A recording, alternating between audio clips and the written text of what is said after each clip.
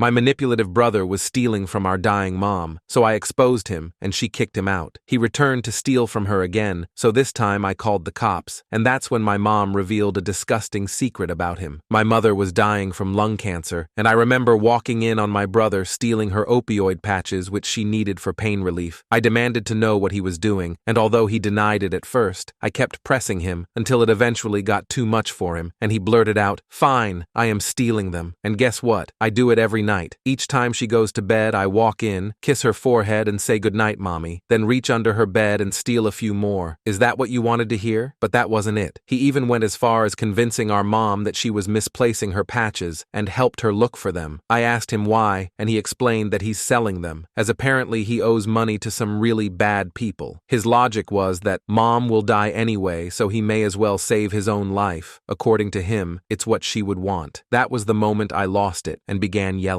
I called him pathetic, a coward, a disgusting excuse for a son, and that's when the door swung open and our mom walked in. She looked weak and frail, and I knew that the truth would crush her at that moment. She started asking what was happening relentlessly. I stayed silent, but she demanded that I tell her. I looked around and quietly told her that Jake was stealing her patches and planned to sell them for money. The look on her face hurt my heart. I'll never forget it. Tears began to fill her eyes, and she looked at Jake, who was staring at the floor, ashamed. She asked him if it was true, and he stood there and nodded. He tried to explain himself. He mentioned that he was in deep and scared, but I didn't know what he meant. Deep in what? I watched as her heart broke right in front of me. She shook her head, and tears streamed down her face. There's a long silence. Jake doesn't have an answer. He stood there, looking like a little kid who got caught doing something wrong. Mom eventually went back to the living room, but not before giving Jake one last look of disappointment. I was too angry to feel sorry for him. I couldn't believe he would do something like this. The next few days, Jake and I barely spoke to each other, and when we did, it was cold and awkward. I was ticked off at him, and the more I thought about it, the more I realized there had to be more to the story. Jake had always been a screw-up, but this was a new low, even for him. So, I start digging around, trying to figure out what's really going on. Jake had always been the kind of person who could charm his way out of anything. He was the life of the party, but charm could only get you so far. I found out he'd been spending a lot of time at a casino about an hour away from here. At first, I thought maybe he was just going there to blow off some steam, but then I found out he was gambling, a lot. He wasn't just in a little bit of debt. He owed thousands of dollars to people who hung around the casino. I guess they were loan sharks. I knew they wouldn't just let him walk away if he didn't pay up. I then checked Mom's accounts and saw large lump sums of money had been withdrawn. I checked who the recipient was, and it was in black and white. My brother was not only taking her pain medicine, but he was also siphoning money out of her account to fund his addiction when she was already struggling to pay her medical bills. She was always in and out of appointments to treat her cancer, and the co-payments were slowing but surely draining her account, especially now that she couldn't work anymore. I had to talk to Jake. I couldn't let him keep getting away with this, no matter what his reasoning was. When I confronted him about it, I did it in the kitchen late one night because I knew he was a big snacker. I cornered him while he was making a sandwich. I told him that we needed to talk and told him everything I knew. Jake froze and dropped the knife he was holding onto the counter. For a second, I thought he was going to deny everything, but then he confessed. It was like all the fight had gone out of him. After spilling everything, he apologized. He said he didn't mean for it to get this bad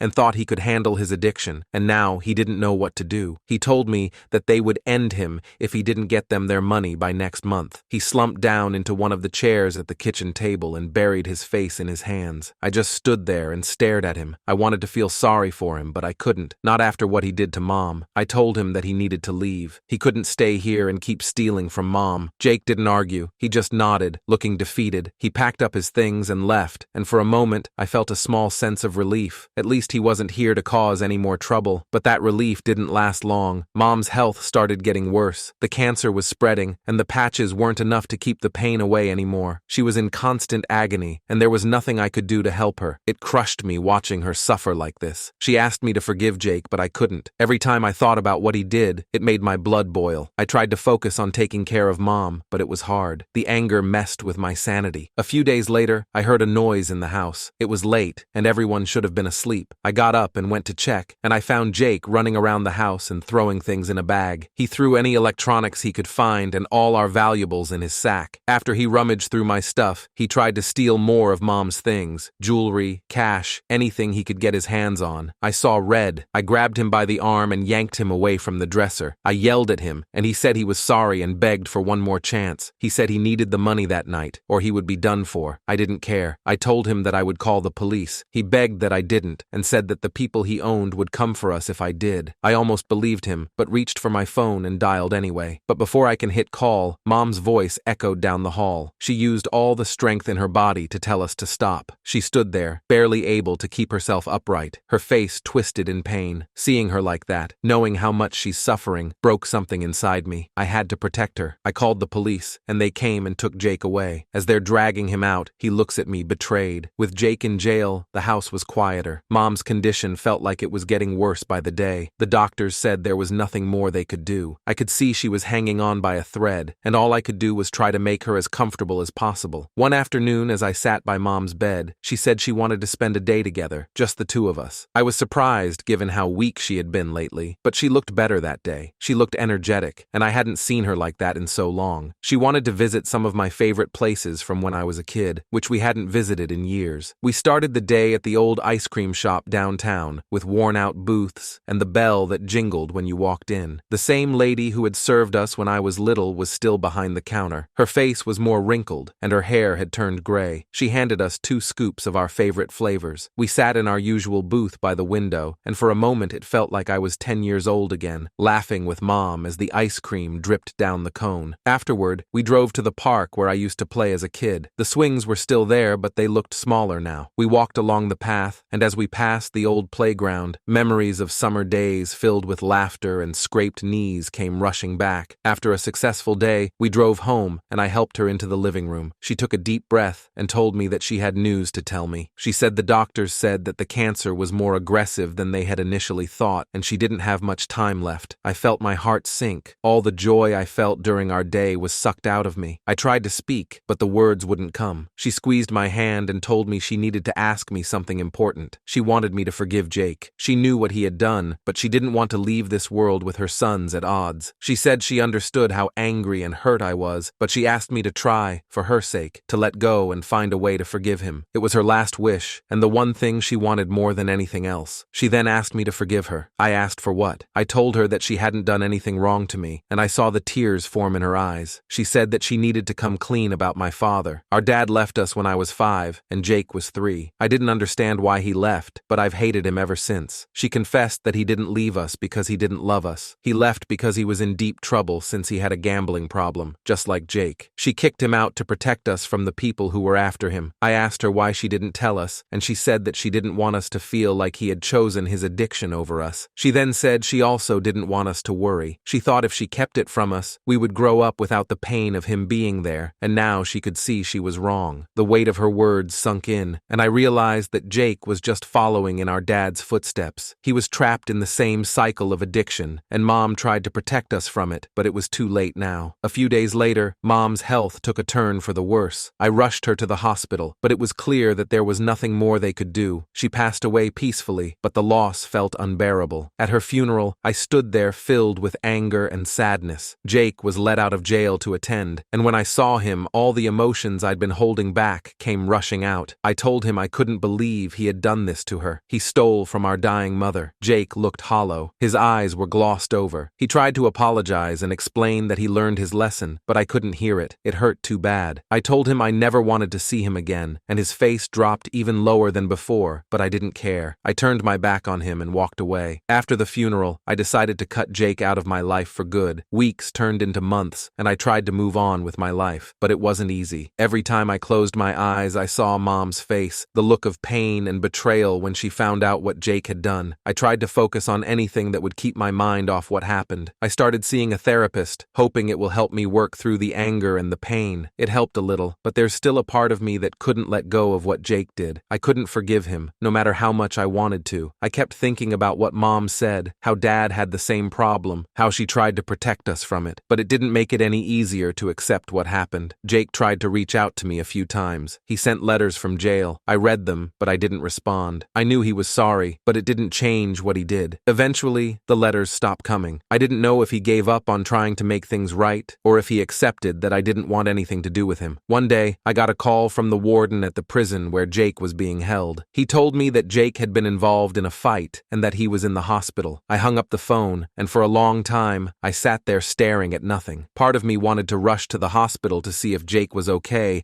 and make sure he wasn't hurt too badly, but the other part of me wanted to ignore it and pretend I never got that call. In the end, I did nothing. I didn't go to the hospital or call to check on him. One day, I got another letter in the mail. It was from Jake. I almost threw it away without reading it, but something stopped me. I opened it, and inside was a single sheet of paper with just a few words written on it. It wrote, "I'm sorry. I love you. Please forgive me." I stared at the words for a long time. I felt a lump in my throat. I folded the letter up and put it in a drawer. I decided it was time to forgive Jake. Not for him, but for me. I grabbed a pen and a sheet of paper from my desk and wrote him a letter. It wrote, "Dear Jake, I got your letter. I've thought a lot about what you wrote and decided to forgive you, but this is the last time you'll ever hear from me. I need to move on with my life, and that means letting go of the past and letting go of you. I want you to know that I've forgiven you, and I think Mom would want me to let it go. She asked me to forgive you, and even though it's taken me this long, I'm doing it now. I hope you can find a way to move on too, to live your life in a way that would make Mom proud. I don't want anything to do with you anymore, but I want you to know you've been forgiven. I hope you can find some peace in that. Take care of yourself. Goodbye." I sat back after I finished the letter. It was like a weight had been lifted off my shoulders. I folded the letter, slipped it into an envelope, and addressed it to Jake. As I sealed it, I knew that this was the end of the road for us. I mailed the letter the next day. After that, I tried to keep Jake out of my mind.